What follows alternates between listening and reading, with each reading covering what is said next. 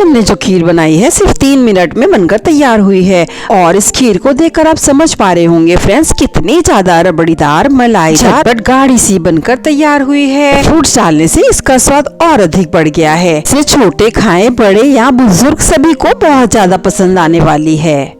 और फिर आपका मन है कि आप इसे गर्मा गर्म खाना चाहें कि फिर आप इसे फ्रिज में ठंडा करके खाना चाहें। तरह से खा के बहुत ज्यादा स्वादिष्ट लगती है। ये फ्रेंड्स जान लेते हैं।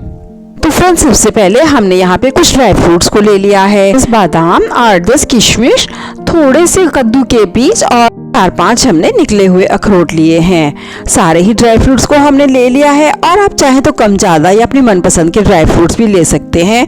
कढ़ाई में हमने डाल दिया है 1 बड़ा चम्मच भर शुद्ध देसी घी और अब हम इन सारे ड्राई फ्रूट्स को डाल के अच्छे से रोस्ट कर लेंगे। किशमिश को हमें यहाँ रोस्ट नहीं करना है, तो हमने सारे ही ड्राई फ्रूट्स को एक साथ ही डाल दिया है और इसे हम 1 मिनट के लिए अच्छा सा चलाते चलाते अच्छे से भून लेंगे, जैसे कि अच्छे से रोस्ट हो जाए और इनका फ्लेवर बहुत ही ज्यादा अच्छा हो जाएगा और ये काफी क्रंची भी हो जाते हैं, खाने में अच्छे लगते हैं। और ये खीर आप बुजुर्ग या बच्चों के लिए बना रहे हैं तो आप ड्राई फ्रूट्स को इसके बाद मिक्सी जार में चलाकर पीस भी सकते हैं। खीर में अच्छे से मिक्स भी हो जाएंगे और बिना चबाए इन्हें फिर खाया भी जा सकता है।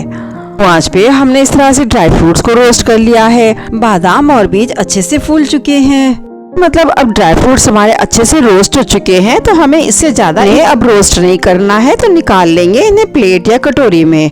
तो हमने इन सभी ड्राई फ्रूट्स को निकाल लिया है और ये अच्छे से रोस्ट हो चुके हैं। और अब हमने उसी कढ़ाई में डाल देना है 3 बड़े चम्मच सूजी को।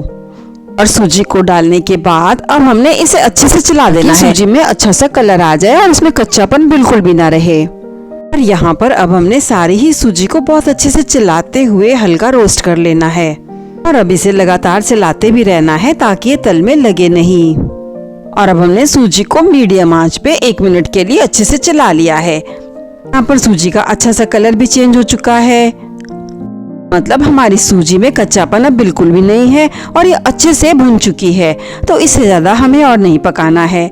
और अब हमने यहाँ पर ले लिया है 1 कप, जिसमें कि हमने इसमें 2 छोटे चम्मच भर दूध लिया है। यहाँ पर ले लिया है हमने 1 छोटा चम्मच कस्टर्ड पाउडर।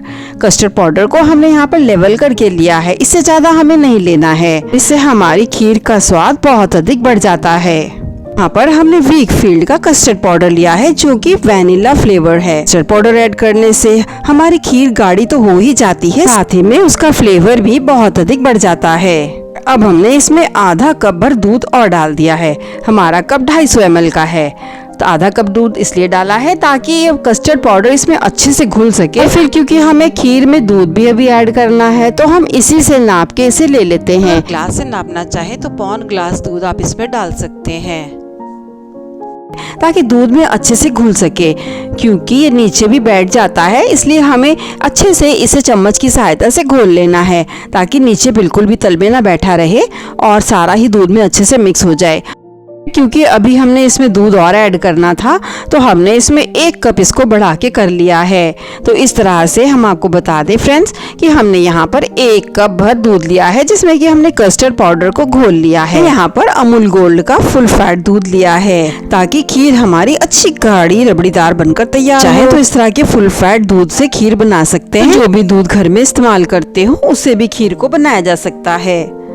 और अब कप भर दूध लेने के बाद हमें एक हाथ से दूध को डालते जाना है और सीधे हाथ से स्पैचुला चलाते जाएंगे। सारा दूध सूजी में अच्छे से मिक्स होता रहे, इसमें लम्स बिल्कुल भी ना रहे। इस तरह से हमने सारे ही दूध को सूजी के साथ चलाते हुए इस तरह से मिक्स कर देना है।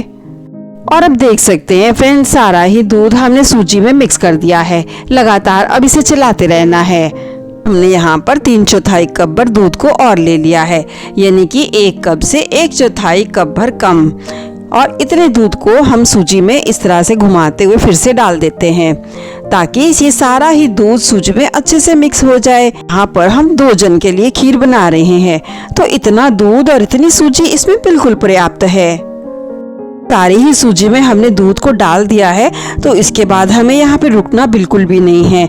अगर हम यहाँ रुक जाएंगे तो इस मिश्रण में लम्स बन सकते हैं क्योंकि हमने यहाँ पे सूजी भी डाली है, जिससे कि दूध अच्छे से गाढ़ा हो जाता है, और फिर कस्टर्ड पाउडर भी डाला है दूध में। तो हमें बहुत ध्यान देना है फ्रेंड्स, यहाँ पे हमें लगातार ही से इस तरह से चलाते रहना है। अब हमने इसमें डाल दिए हैं 2 छोटी हरी इलायची, जिसको कि हमने अच्छे से कूट लिया है, को भी हम इस दूध में मिला देते हैं, जिससे कि खीर का स्वाद बहुत ही अच्छा हो जाता है। सारे ही दूध में इसे अच्छे से हमने चला देना है।